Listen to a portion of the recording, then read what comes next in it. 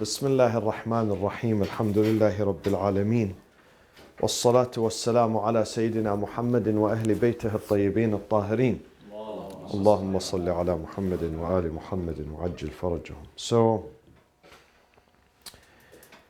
today's jurisprudential maxim is a new one which is related to lands and properties. We have a term in the fiqhi tradition or the fiqhi vocabulary. That term is a reference to the land which has no owner. A land outside the city, sometimes inside the city, but it is not owned by anyone.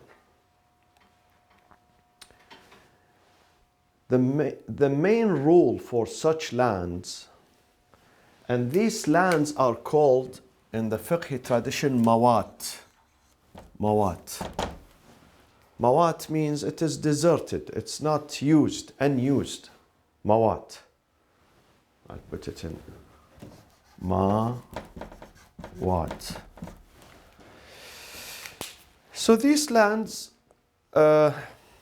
are scattered all over the city, outside the cities, between cities, and it is not owned by anyone. So the major rule on such lands is that whoever gets to this land and it tries to develop this land. So land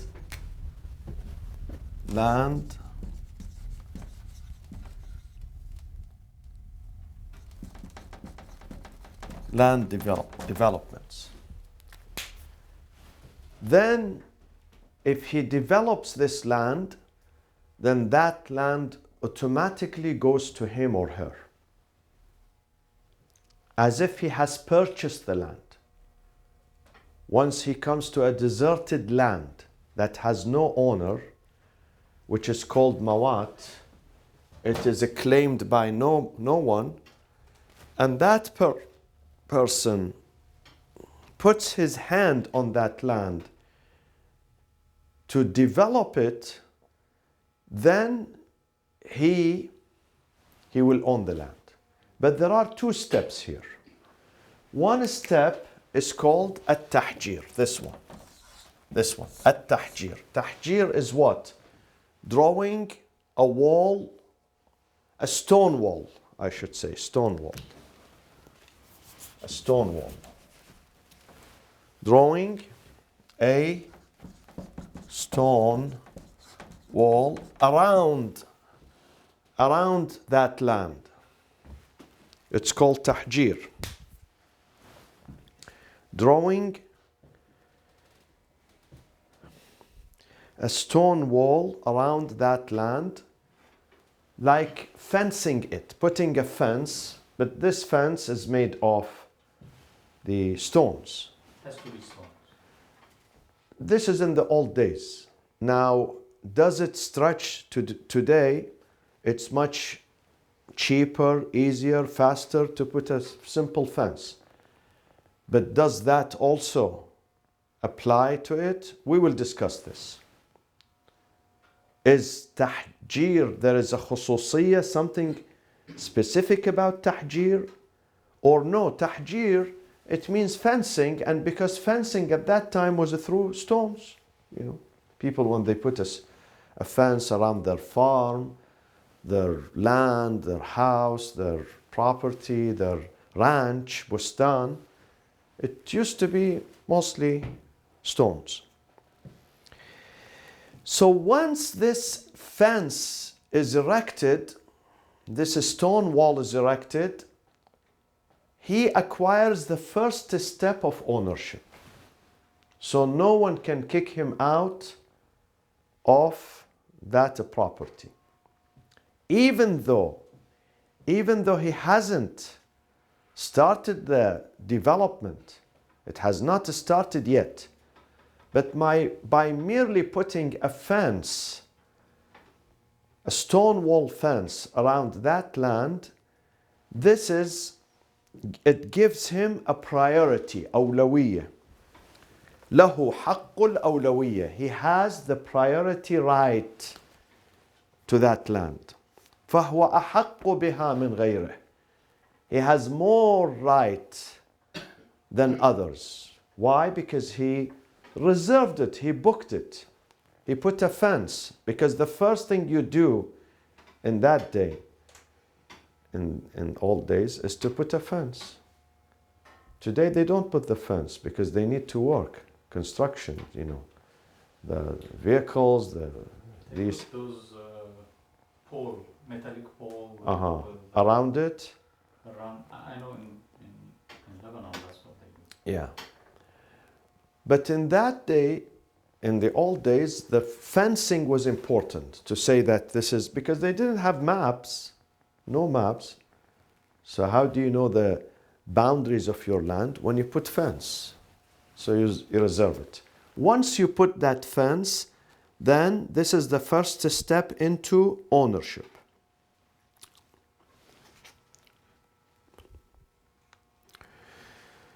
Now, what are the things that he should put here that makes it available for him, or it gives him the right to ownership? Planting. There are certain things, not anything. For instance, if he wants to make, let's say, something like Disneyland, theme park, then it is not. These are the following things. كتسوية الأراضي لأجل الإحياء. He's developing the land to erect إحياء, because this is dead. So anything you build to develop it for living or for farming. It could be living, it could be farming, it could be agriculture. Or حفر الآبار والمعادن والركائز. There is معدن, minerals in this area, and he wants to extract the minerals, okay, from this area. It could be gold, it could be whatever. So he puts a fence. Or to dig a well, digging a well to get the water out of that land. Now, what is the minimum of tahjir that we can call it tahjir, and therefore it gives him the right of ownership? Ultimately, not in the beginning, ultimately it could be his. What should he do? How does he reserve it? What are the signs of this booking, this putting his hand? What are the signs? 8 inches. No. It doesn't have to do with the size. أن ينصب فيها المروز أو يحوط عليها حائطا. Either he puts signs around it. Okay, he surrounds that land, that piece of land, with signs, so it is visible for people. They know that this land has been reserved. Or he builds ha'it. Ha'it means the wall. Of course, when he builds the wall, that is more. And these are signs of what? That someone has an intention to what? To develop this land. Now, if someone comes to a land and he puts a wall, tahjir, he does tahjir, but he does not develop this land, what happens to him or to the land? He doesn't. He just puts he reserves the land, he occupies the land, but without any development. No ihya. I said number one is tahjir. The second is what? It's called ihya. Ihya means development. When you develop the land, ihya. ihya, when you start building. Okay? So he did reserve the land, and he puts the stone wall around it. Assalamu alaikum wa rahmatullah. But for some time, some few months, could be a year or so, he didn't do anything. What is the fate of this land? Should it still be for him, leaving the fence there, occupying it, or we do something else with it? So the first part only happened, so you said there's two parts to the ownership, right? Yeah, we are still in the first part. Right. We are still in the stone wall. Yeah. So someone took a land Right. which is not claimed, it has no owner, Right. because the land ultimately goes to the government, ultimately, unless people develop it. Right. If people develop it, then they have more right than the government. Okay. So this guy came and he built this stone wall around it, but he did nothing. He just left it. Right. So what should we do in this case? The question is if there are a deadline for. There is no specific deadline, but if we realize that this guy only, he only put a fence, and he has no intention. Sometimes he's working on getting a loan, or he's traveling out of town. He has, some problems but if they give him some time, some reasonable time, if he does not develop that land, the Imam, which is Al-Hakim al-Shar'i, Hakim al-Shar'i, the Imam who has wilayah over this land, will give him a choice, either ihya or takhliyah. Either you develop it or you leave it. You vacate the land. Give it back to us.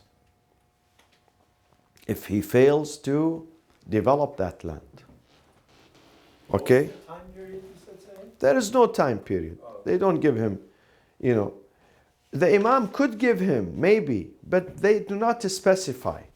They do not specify specific time period. Is it usually maybe when that land can be used for something? Yeah, Eventually because they get to the don't point. just keep it this and used. If you can't use it, let others do it. Yeah. Don't just, Islam does not want people just to come and occupy land and become landlords for no reason. If you want to occupy, then build it. If you don't have money or no intention to build, then leave it. Leave it for someone else. Okay.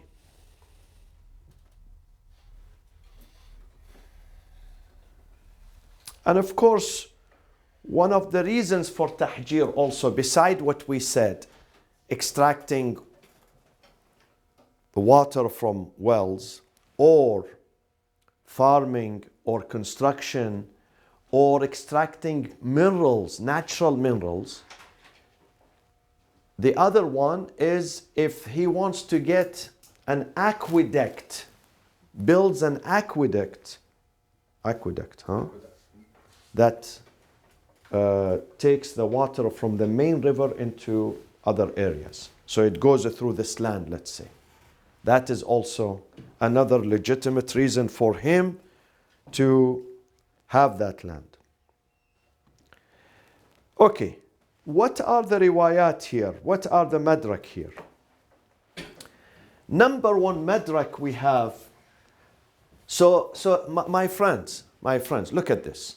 The first step, once he draws a stone wall or a wall, tahjir, then this is the first step into ownership. So this is semi-ownership, not full.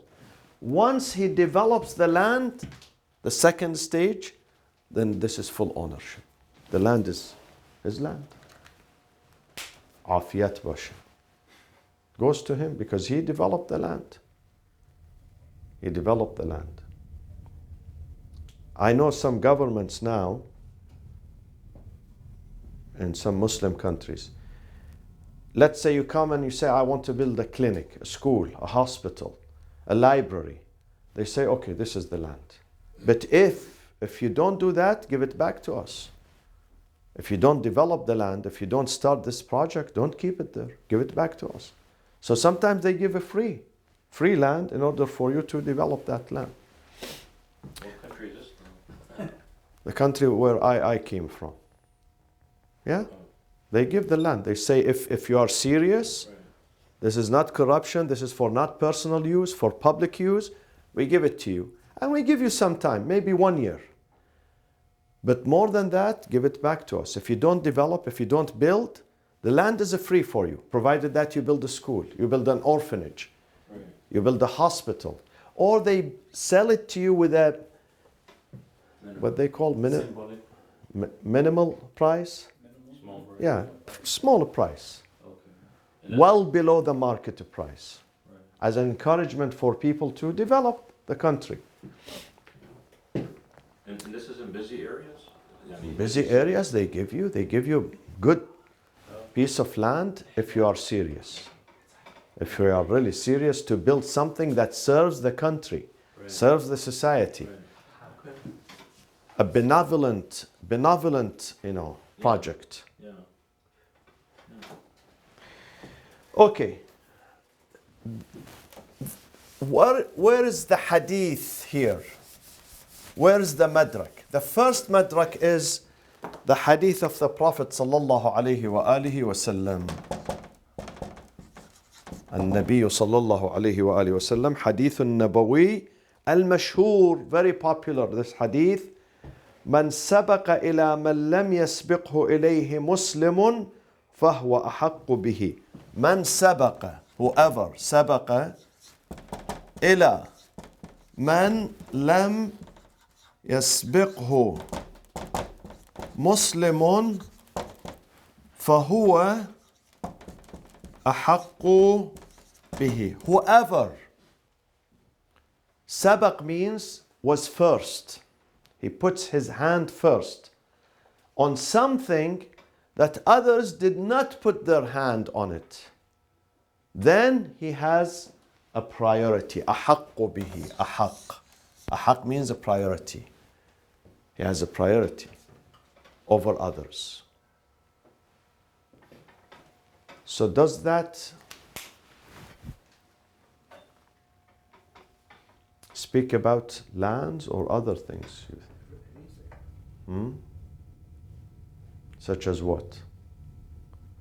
You put your hand on a land which is unclaimed by anyone or not owned by anyone. Or what else beside the land? How about the sea?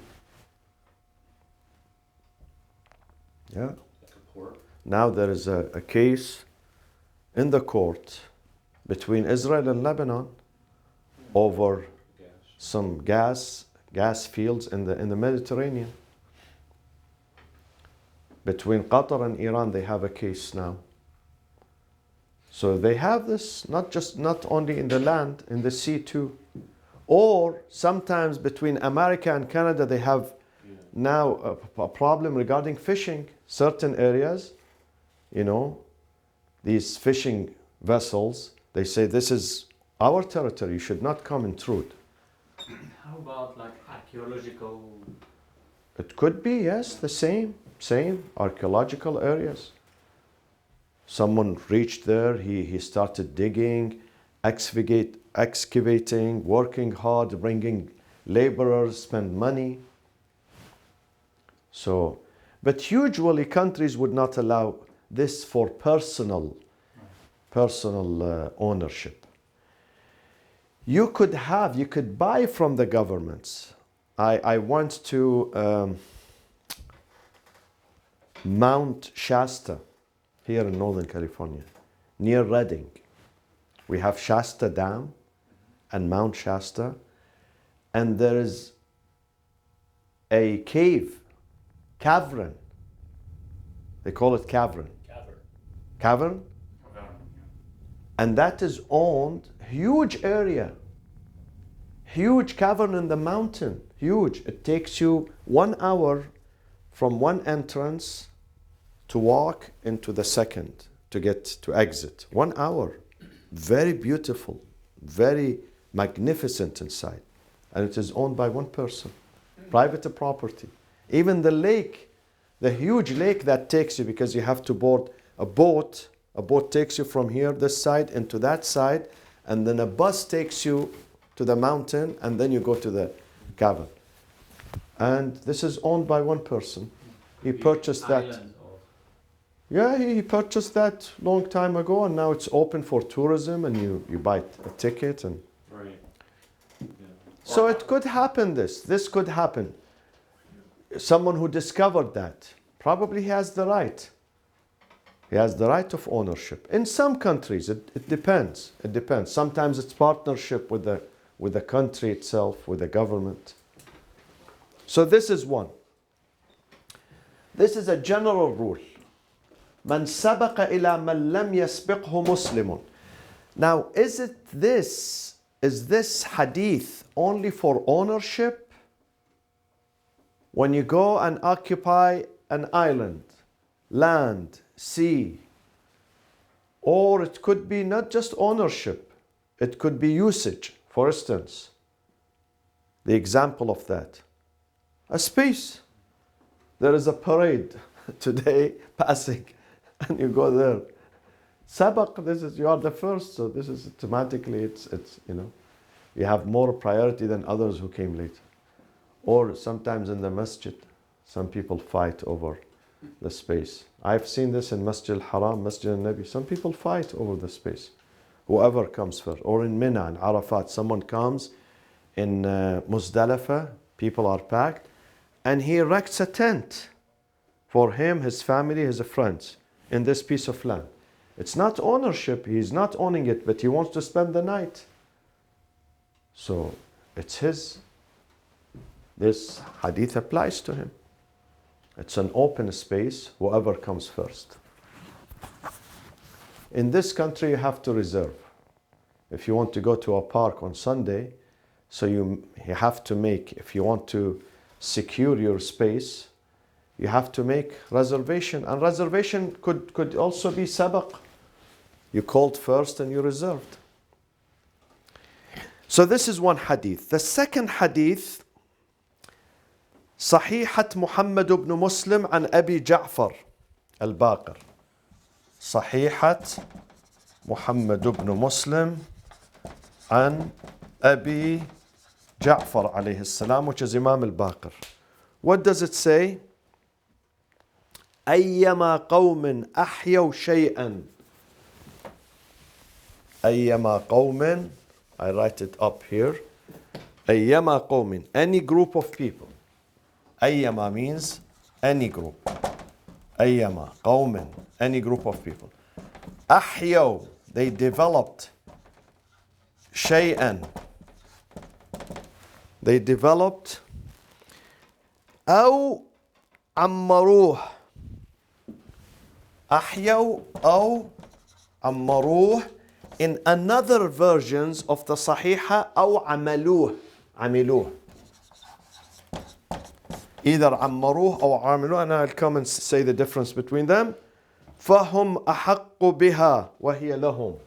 فهم أحق بها وهي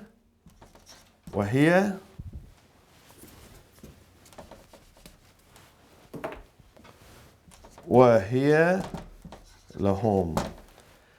Any community, any group, any jama'ah developed, see, this is development, developed a land, an area. أو عمروه. تعمير is what? Construction. أو عملوه, they worked there. They did some work. They came, they did some work there. In that case, فهم أحق بها وهي لهم. The hadith here says two things. This is number one, this is number one, and this is number two. What is number one? The result of that. If you develop or build or work, let's say in a land, then number one, فهم, that those people are, what is أحق بها? They have the right. They have more right than others. And the second is more important. What is the second? For them. It's for them, ownership. It's ownership. It becomes yours. When you develop it, it becomes yours. So here, you've seen the difference. In tahjir, the mere tahjir, the walling, would not give you an automatic right of ownership unless you develop later on. It gives you priority. Gives you this right, priority. But it doesn't give you ownership. But once you begin the construction, you construct, you work, you develop, then the land, that piece of land is yours. Doesn't the second hadith have hukuma over the first hadith? No. They complement each other. The hadith of the Prophet is general, not specific. He says any sabq, when you are first, put your hand in something which is available for all, but you arrive first. Whether it is temporary stay or ownership, whether it is something material or time-wise. Let's say time-wise. Some people are using the hall, the masjid, the theater. So if they are first, they came first, they called first, they reserved first, then they get it first. This is general. This one is a specific. When it comes to the land, to the property, specific. So there is no hukuma one when there is a clash. I thought if it's more precise, Yeah. if it's more specific Yeah. to the maximum. That one is mutlaq, this one is muqayyad. That one is am, this one is khas. More specific. But there is no clash between them. They complement each other. So, Haj Nadim asked about tahjir. Does it have to be tahjir? You put stones to reserve the land? Or nowadays they don't put. Stones are costly. Costly, it takes time, you know.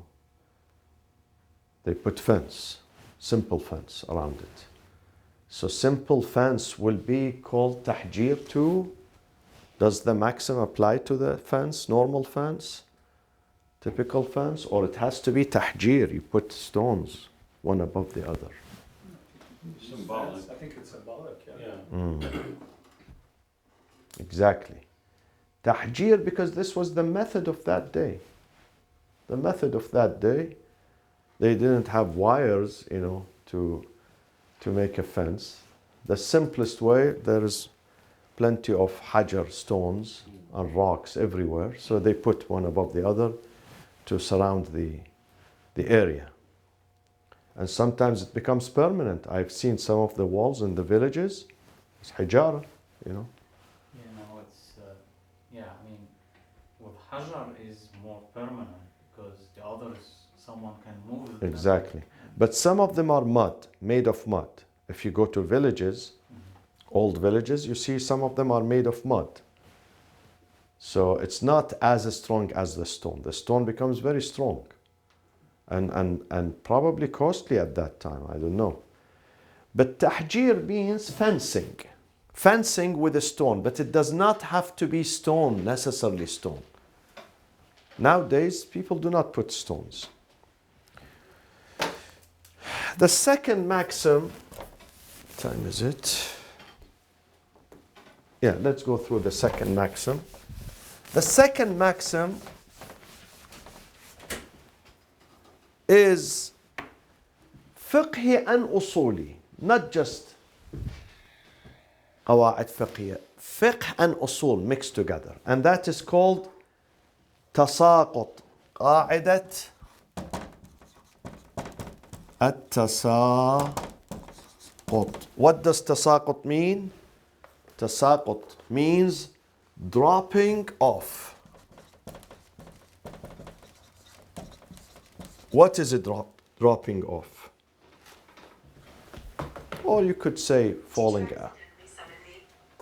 You could say falling out too, but dropping off, to drop. It's reference to what? Any clue? Some hikmah, some Somewhat. It has to do with dalil, madrak. Ayah, riwayah, or a witness, bayina, when they clash with each other. Ta'arud, they have a clash. They clash with each other. There's a Clash between two evidences or two witnesses. Dalil. Dalil, it could be Quran, it could be hadith, it could be a witness. Dalil. Ad-dalil. Clash. When there is a clash between them. Clash means ta'arud. Ta'arud.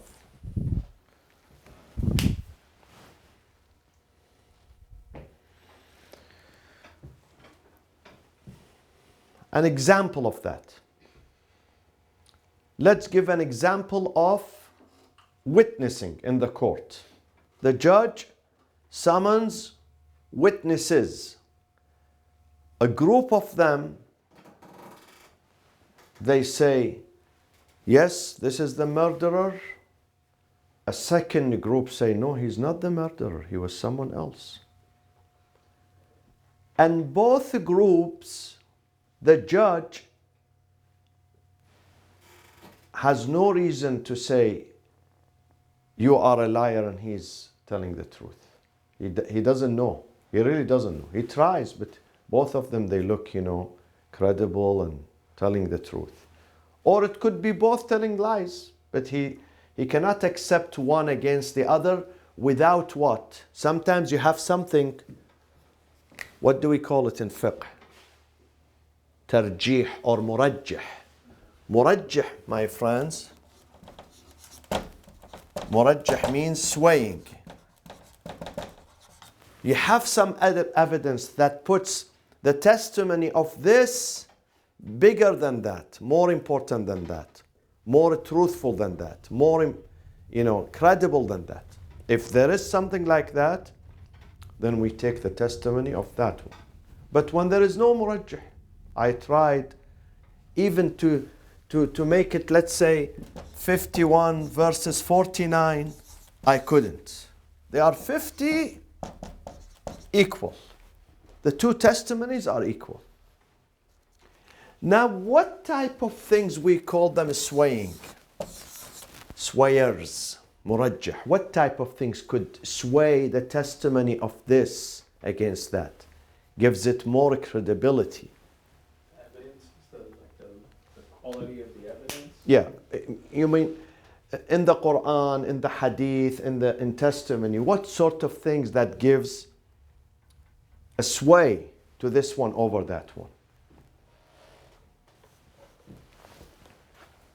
What is the meaning of murajjih?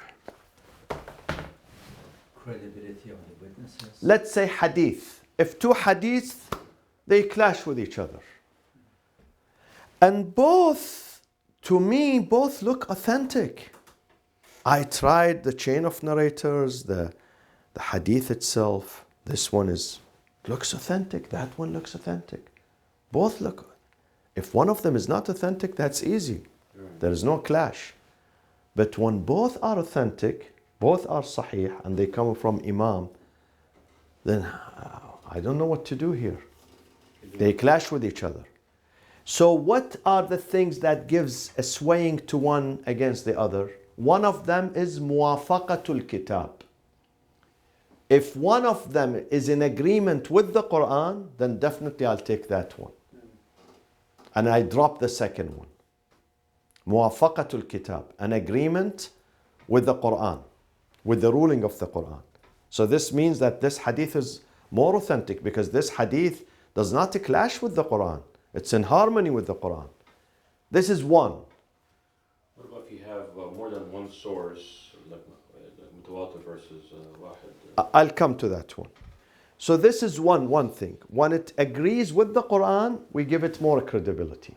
What is the other thing, my friends? What could be a second element here?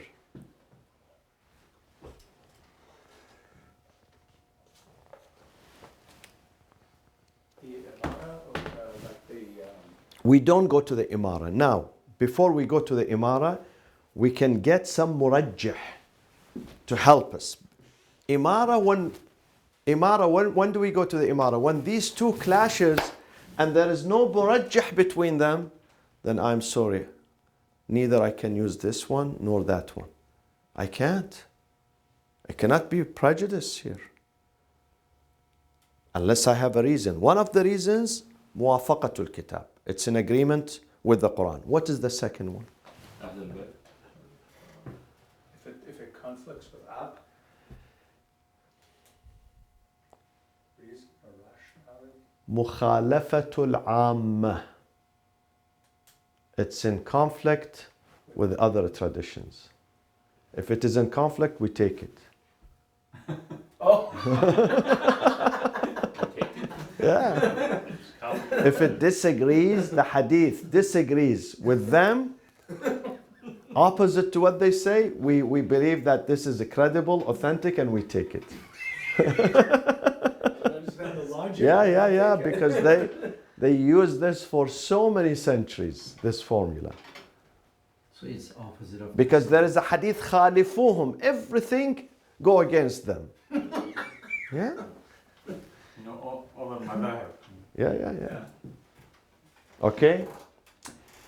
So these are murajjah. Now, sometimes in the court, my friends,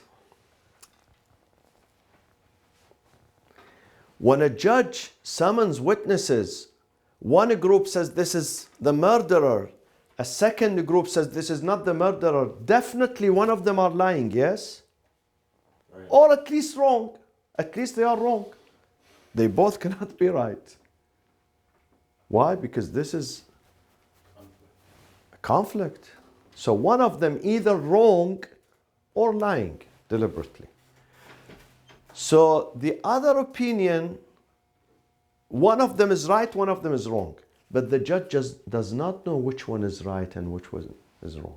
He knows one of them is wrong, definitely, because both of them cannot be right. There is a murder, someone committed this murder. We have a suspect here. Some people say, yes, he did it, we saw him. Some people said, we saw someone else, not him.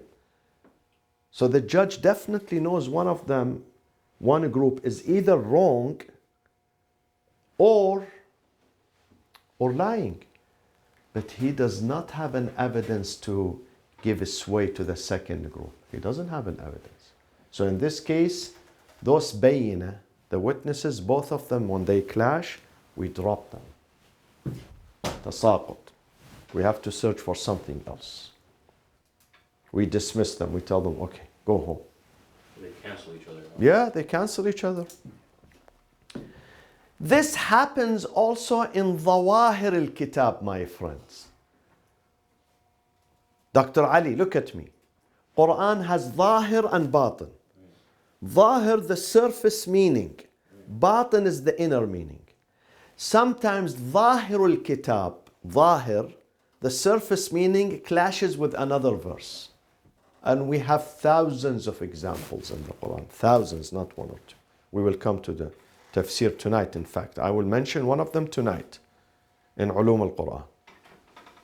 That verses, they clash with each other. So which one we believe, which one we take? This is again another place.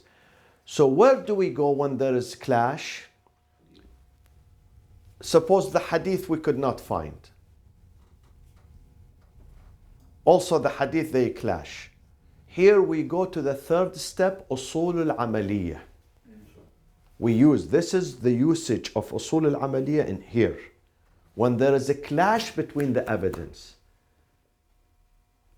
When there is a clash between the first class evidence, primary evidences, they clash with each other, we go to the secondary source. We resort to the secondary source, which is usul al-amaliyah. Such as what?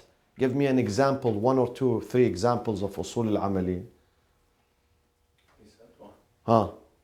What did you say? Mutawatir versus What things are called usul amaliyah? We studied them. Yeah. Spend time spending them. Usul amaliyah. Trustworthiness. أصول العملية أصل البراءة is one. أصل الاحتياط is second. Caution. أصل استصحاب also is considered أصل عملي. So to find an answer, we go to the secondary sources. When the primary, they clash, okay, and there is no murajjih, we go. Therefore, my friends,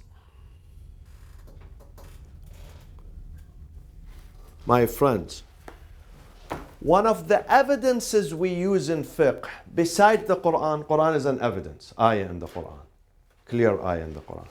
Hadith is an evidence. Ijma' is an evidence. What else? Tradition of the uqala.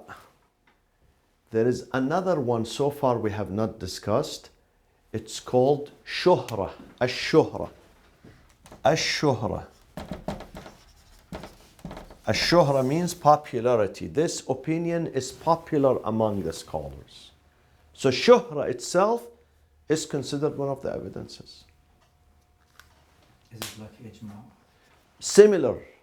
Not exactly, but similar. Sure. Throughout the history, the ashab means the ulama, the scholars, they used this. They used it. اعتمدوا. They depended on this principle. So that is, it would become like a law in the future. And it's called shuhra. And there no one can break that shuhra or goes against that. وصلى الله وسلم على سيدنا محمد وأهل بيته الطيبين الطاهرين. اللهم